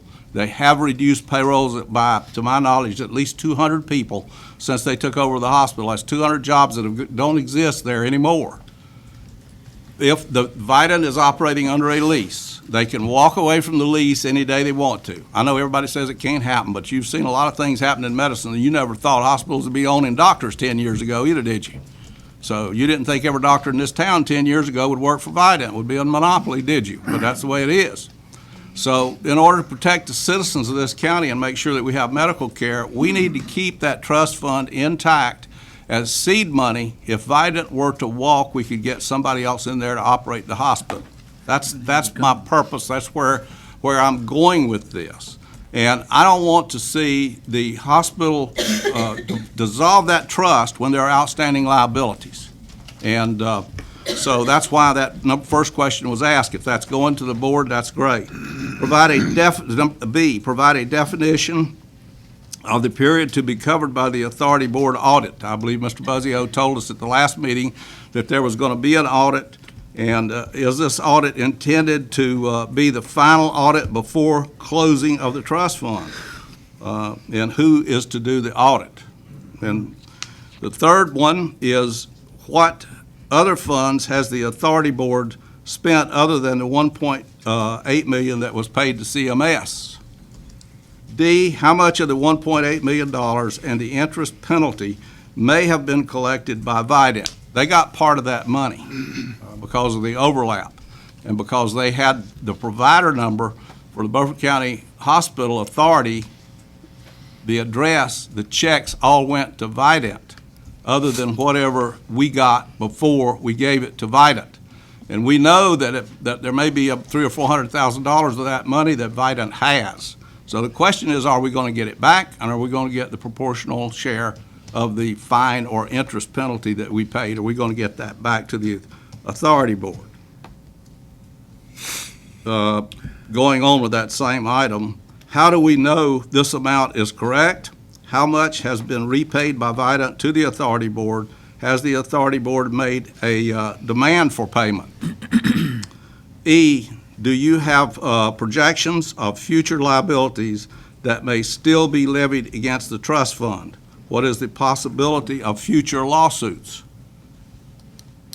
F, please provide the Board of Commissioners the minutes and documents distributed to the Hospital Authority Board members covering the time since the last audit. So that's a motion that this board obtain that information. Okay, you've heard the motion. Is there a second? Hear none, the motion dies. Well, let me comment on that for just a minute since the motion dies. Now, Chairman Buzzio, you said you would take this back to your board. Are you still going to take this back to your board? I said I'd take it back to the board for discussion and any appropriate action that the board wants to do. Well, public needs to understand, going on with this comment, this is public money, this is your money, and you have a right to know what's happening to your money and how it's being spent and how it's being managed. And as I said at the last board meeting, there'll be a review done by an outside auditing firm. The CFO is putting together from the 2011 to the present, where every dime was spent. Well, we're asking the pertinent questions of who, what, where, when, and why. We haven't heard any of those answers. Next time you come to the board, don't fall asleep. Okay, we're down to item number 19, the resignation and appointment to the Beaufort County Community College Board of Trustees. Katie? Yes, sir. Mr. William Wall resigned from the Beaufort County Community College Board of Trustees as of effective March 21st, 2017. He was appointed June 6th of 2016 to a 4-year term. What we're looking for is a replacement appointee for that position, which would go through June 30th, 2020, and then at that time, whoever is appointed could be reappointed. So move. We need a person's name. You got one, don't you? I know, you have to. You got to say it. Mr. Christmas. Jim Christmas. Thank you. So your motion is to accept the resignation and to appoint. Okay. Yeah, I second that. All right, the motion, you heard it from Commissioner Booth and a second by Commissioner Brand. Any discussion on that? I'd just like to make a comment. Yes. This is a good man that we're putting on this board. But in the future, Katie, when it's a county appointment, we like to choose our own replacements. Yes, sir, I had Yes. sent it out. I mean, what I'm saying, if it's our recommendation, Yes, sir. who we want to be on the board for oversight. Okay? Yeah, I had sent out an email asking for recommendations along with the letter of recommendation from their board. When you send those to the commissioners, it's their commissioner's appointment. Right. I guess I'm confused. Well, pretty much what he's saying is, It's our appointment, and we'll recommend who we want. We don't want a recommendation from them. Gotcha. Okay.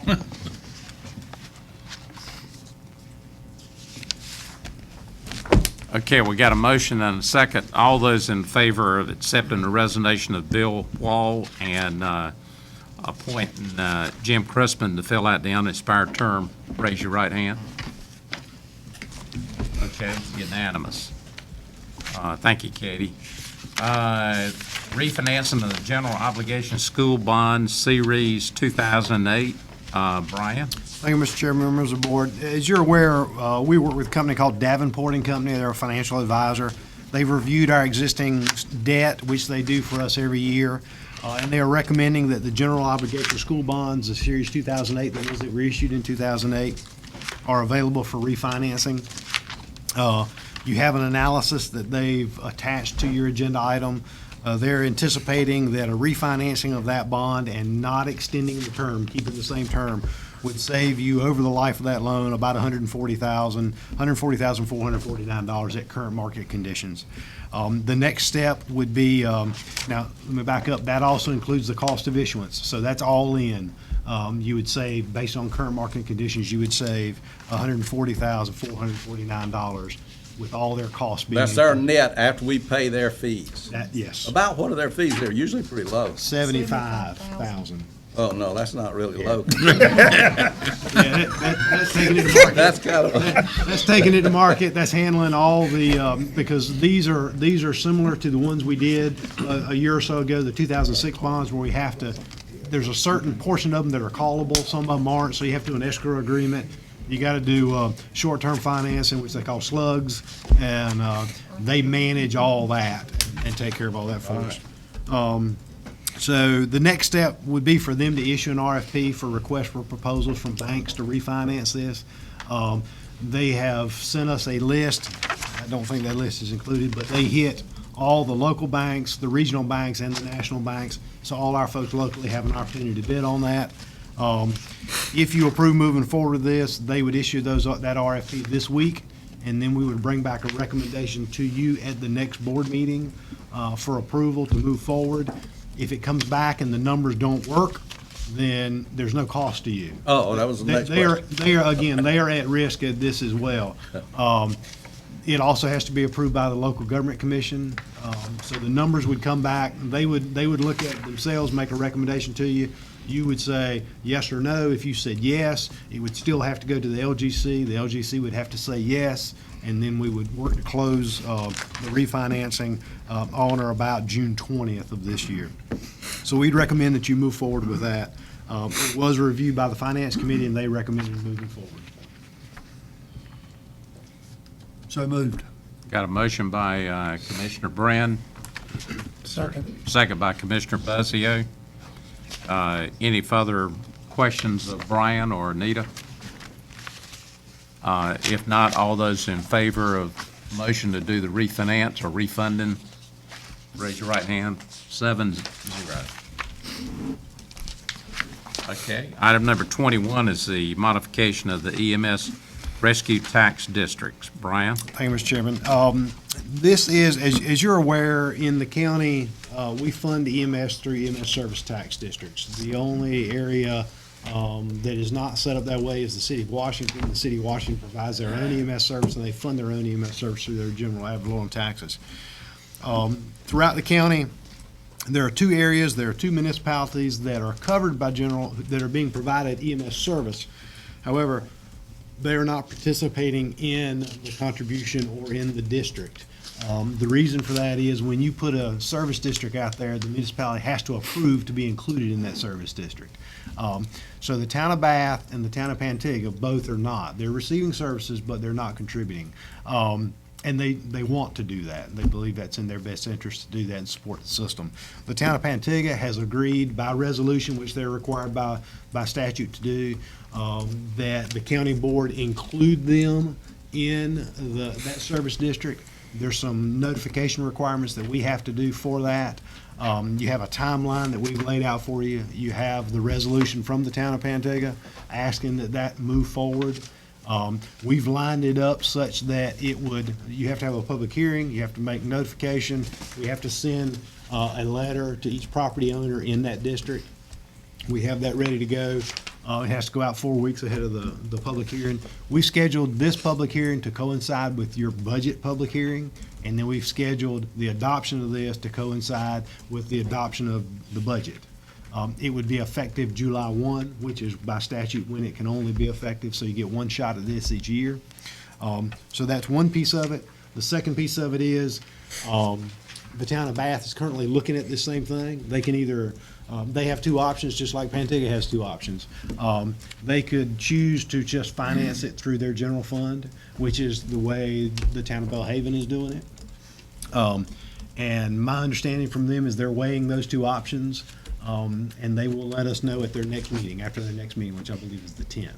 So what I'm asking you to do is, if they say yes, they want to move forward. We already know Pantigga wants to move forward. We already know we have to do this notification. We have to start this process. We'd like your approval to move forward with that. If Bath says we want to be included in the district, then we would just add them into that notification. If they say, no, we're just going to pull it out of our general ad valorem fund and do an MOU with you, then there's nothing you need to do for them. So we just ask your permission to move forward with that process. We know it's going to go that way for Pantigga. So you would like to include both of them in the motion? Actually, well, in the motion, I just said approve moving forward by adding the town of Pantigga and possibly the town of Bath in the appropriate EMS tax district. After the 10th, after Bath has their meeting, they'll decide, yes, they want to be in the district, or no, they want to continue the way they are, and they'll just fund it through their ad valorem at the equivalent tax rate, kind of like Belhaven's doing. So if they say that, then there's nothing you need to do. But if they say, no, we want you to include us. And my understanding is they're leaning toward just paying it out of their general fund like you have with Belhaven. So if that were the case, the only notification we would need to make is for the residents of the town of Pantigga and the corporate limits. If you don't object, how about if we do it in two motions, since the one for Pantigga is pretty clean, and then we'll do the second motion? Yes, sir. Absolutely. Okay. Entertain a motion to accept Pantigga into the town of Pantigga into the Pantigga Belhaven EMS district. So moved. Got a motion by Commissioner Evans. Is there a second? Second by Commissioner Langley. Any discussion? And this is really to start that process, that notification, because you've still got to have a public hearing on it. You've got to receive comment, and then you would have to adopt it and move forward with it. Okay. All those in favor of that motion, will you raise your right hand? Vote's unanimous. And now entertain a motion for the second one, and I think that could read that we will accept either or based on their April the 10th, which is next Monday night. Yes, sir. Could I have a motion? Got a motion by Commissioner Brin, second. Second. Second by Commissioner Buzzio. Any discussion? All those in favor of that motion, raise your right hand. Vote unanimous. Okay, we're down to items for discussion. The jail life safety code deficiency. Brian. Yes, sir. In your agenda item, you have the item, and you have a notice that we received from the Department of Health and Human Services, Division of Health Service Regulation, Construction Section, that has essentially rescinded the plan of correction letters that they issued to the county on January the 5th of 16, January 13 of 16, August 24th of 16, and October 17 of 16. And these letters, what happens is they will come in and inspect the jail. They do that every so often. And if they find deficiencies, then they write a letter back to you or back to the jail administrator in the county saying these things need to be fixed. The sheriff writes a letter back. They require him to write a letter of corrective action to say, here's how we're going to address this concern you've raised or this issue, and that gets sent to them. They look at it. They either say, yes, that works, no, that doesn't work, they agree with it, or they don't. And then we get a letter saying, we approve that letter of corrective action and take care of it. And then they come next time and it's taken care of. The issue that occurred with this is, take you back in history a little bit. And just so I got my notes, in 1969, that facility was built. Guy Wilson of Washington was the architect, built the courthouse and built the jail, sheriff's office at that time, magistrate's office, probation, and several other folks were in the basement. In 1987, there was a modification. So when it was built under the codes in place in 1969. In 1987, there was an expansion of that facility. I think they pretty much doubled the size of the jail itself, and some of the offices moved. That was done by Errol Williams, who was out of Tarboro, Rocky Mount was the architect on that job. And then sometime around 2000, there were some modifications that were made to the jail because they were having inmates escaping up into the plenum area that was above the cells and essentially escaping, dropping down. I think they initially, my understanding from the story is they initially dropped down into the nurse's station and kind of raided the medicine drawer, and then they thought about it and said, well, gosh, if we can get to there, we might be able to get somewhere else. And then they dropped down into the magistrate's office and got out. So there were some modifications in 2000 that were made where they put steel plates over top the in the ceiling to keep inmates from being able to access the plenum area. Now, anytime, according to the state, anytime there is a modification to a jail, you're supposed to send them a set of plans, and they're supposed to review it and look at it and sign off on it and say, okay. Well, the state says they never got that notification. They were never notified that those modifications were made. And when we originally got the notification from the state, when they dinged us on this, they said, you never sent plans. Well, the response was, well, that happened in 2000. We really can't, we can't go back and fix that, sorry. Unless we go back in a time machine, we can't fix that. You're right. You're saying we didn't send them. Okay, sorry. And they said, well, okay. And then they put it back on there again and said, well, and essentially it kept being on there. And we said, well, how many times do we have to say we're sorry that we didn't send you something back in 2000 that nobody here had anything to do with? It was that many years ago, 15 years ago.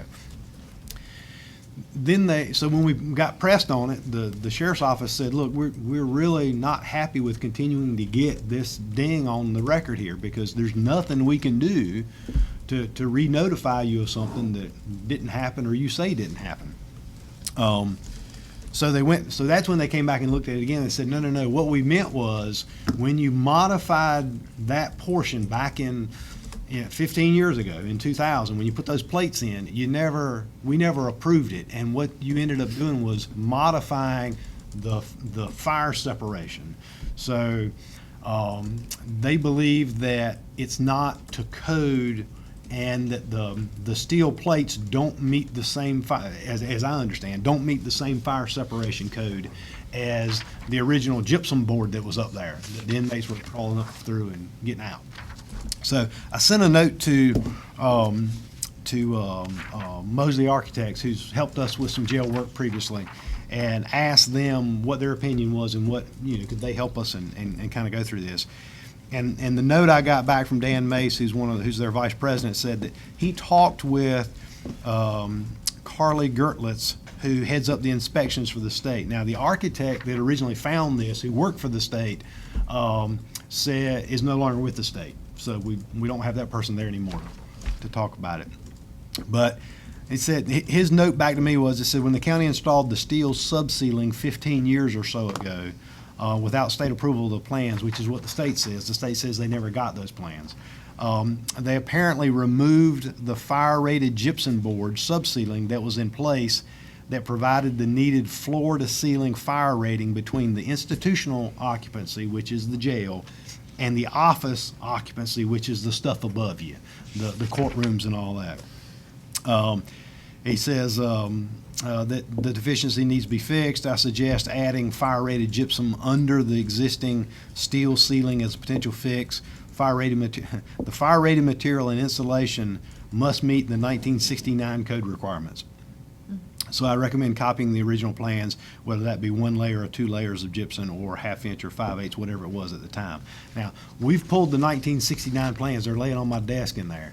And there was no gypsum board. It was a acoustical ceiling. In '69, they essentially put you in a cage. It was a cage, and it was open. I mean, it was closed in, but you could look up through the grating. You could see the acoustical ceiling above you. And then it appears in '87 they went in and took all that out and dropped bars down, and they attached, according to the plans that we have, and these aren't final field plans, these were preliminary plans that were done for bidding purposes. But the good news is this architect is still working in Rocky Mount, so we can get those if we need them. They secured those bars to the ceiling, and it shows those attachments being into the concrete, so into the concrete floor that's above, which is, or the ceiling above, which is the floor, the first floor. But it doesn't show any, ceiling above that. So we're really kind of at a loss to understand exactly what it is that we've done that's not right. And we still got to move forward with that. Now, they've told us that we have until June the 27th, is that right? 27th to provide them plans on how we're going to fix this. So, what I'd like to say to you is we're going to move forward trying to figure out what that is. I may need a little money to engage an architect to come in and look at that and tell us and have them have the conversation with some of their architects at the state jail folks to help us understand, because whatever, my understanding from the architects are, as long as you don't change the occupancy, then you're grandfathered under the code that was in place at that time. And that's why Dan referenced the 1969. So what we want to do is go through that process with them and make sure they understand, because like I say, originally there was the concrete floor and ceiling, and there was a drop ceiling, and then there were essentially cages that people were put in. So we're not sure where all that gypsum board supposedly was. It was there. It may have been something that they thought was there.